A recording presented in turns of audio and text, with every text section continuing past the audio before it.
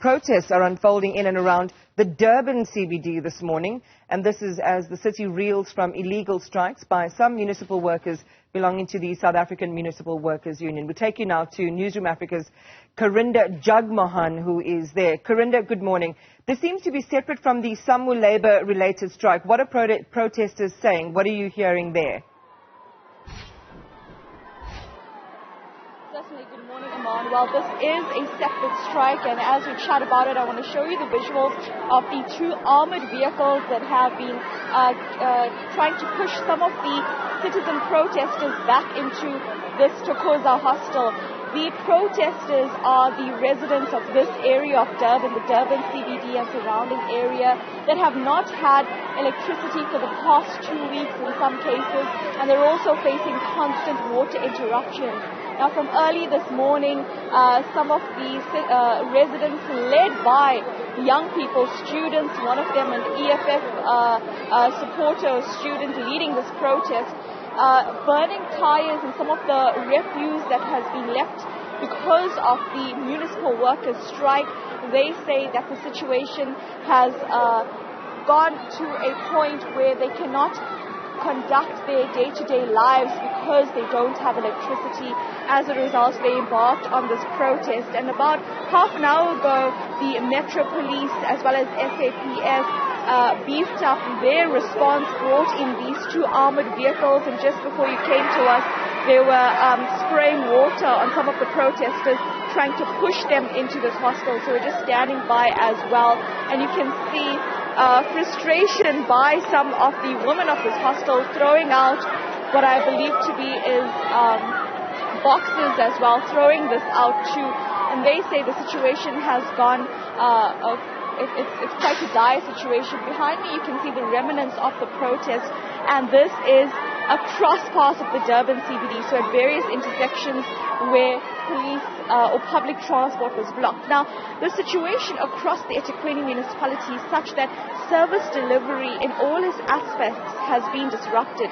There is no waste collection, so there's waste piling up throughout the city, and that same waste is being burned right now in the Durban CBD. It's created a smell filth around the eThekwini municipality. There are water disruptions across the region as well, and the water interruptions have been going on for months, but now drivers of water tankers, municipal water tankers, fear going out with their water tankers because they fear that they'll be threatened by the municipal workers who are striking, or they're part of the strike themselves.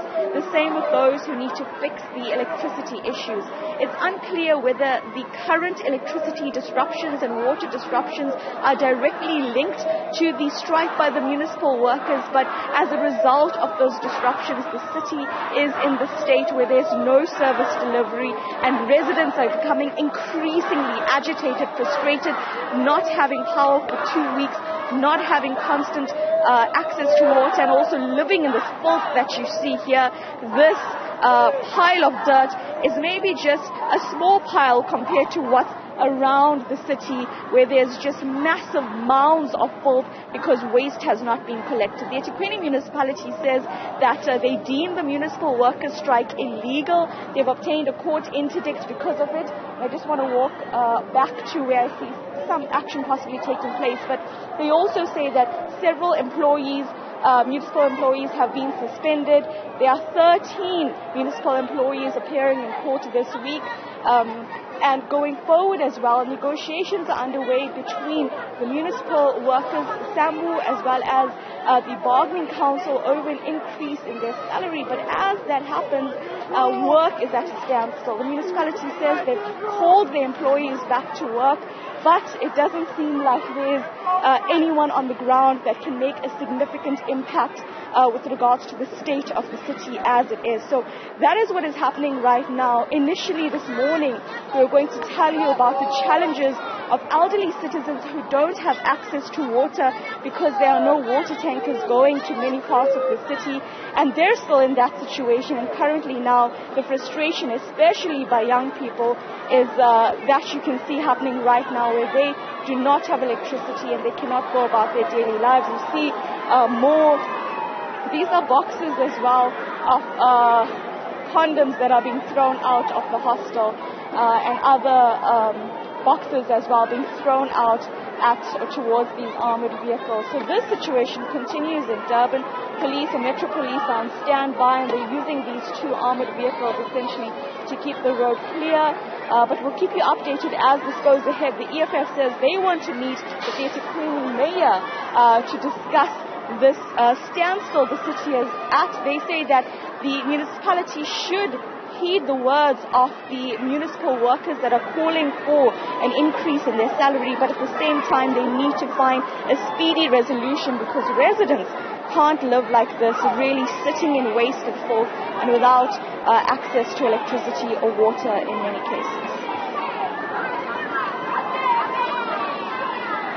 Karinda, Jagmohan showing us live picture there from the Durban CBD as people who are fed up with the lack of service delivery and services in the city protest.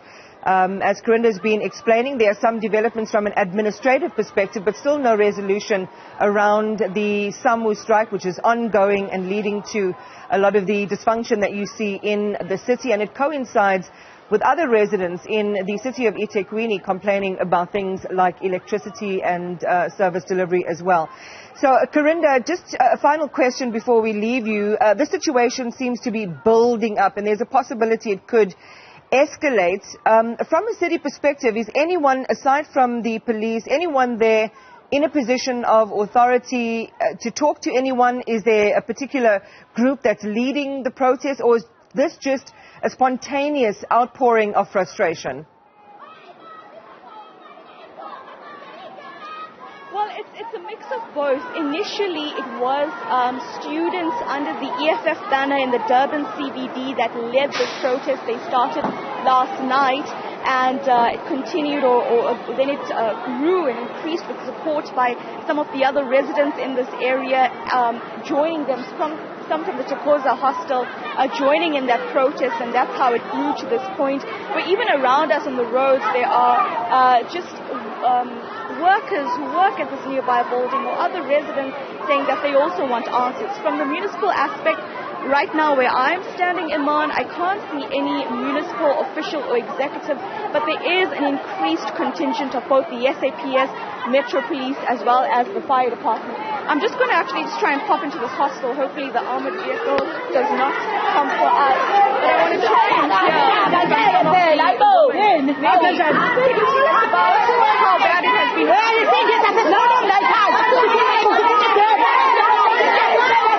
We don't want English. As soon as ngisi, basichaphaza labo, nasichaphaza nina. Hayi bonke personal nina. Wesifaka lelo tusana lelo sonto. Asifuna sifuna amanzi. Ugesi singenawo, khona abantu abadala balambile, abaphethwe amathambo, abangazi khona ingane ngcono manibona. Silambile sifuna umami. Bathi kulangithi nina. Wena sidubula nisdubulalani. There you have it, Iman. You can hear the frustration by residents. We're just going to move out this way by the order of police who are asking us to just come out of this part of the area. But you can hear the anger, not having electricity for 2 weeks. Earlier I spoke to a much older resident who lives in this hostel as well, and she said that she can't actually, she's not able to take her medication. She's not able to, because some of the medication requires testing her blood pressure as well, among other things. She says that she can't have a bath every day. She can't bathe her children to get them ready to go to school. So that's really just some of the frustration by some of the women here in the Thokoza hostel. Not many of them keen to speak out, but some of those who are speaking out are speaking out of frustration. And what now is the aftermath of the remnants of the protest outside the ladies' Thokoza hostel are these boxes of condoms that are thrown out, trying to throw them at the armored vehicle that just about half an hour ago sprayed water at some of those who are here, pushing them back into this hostel as well. So that's the situation here. In other parts of the Durban CBD, there are similar scenes where these protests are happening, but this is really the main place where one of the student leaders was here as well. And we're also waiting for the EFF provincial chairperson to have that meeting with the eThekwini mayor. It was supposed to be now around 9 o'clock, so we'll try and catch on whether that has happened. At the same time, there's also a council meeting, a virtual council meeting of the eThekwini municipality. So I'm sure that this protest will be on the cards there, a major speaking point, because really many residents around the municipality perhaps have the same frustration that this woman has regarding the state of services in the eThekwini municipality.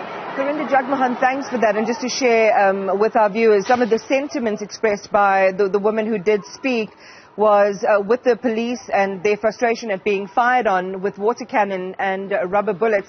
We'll get some more views from the people involved, the people who live there, the people who are affected. We are with Karinda all morning long, and as you heard her say there, we will also take you to developments inside City Council and what's being done to resolve this from an administrative perspective. So a lot moving there, and of course to our reporting staff in Durban, just to be careful and to keep their wits about them.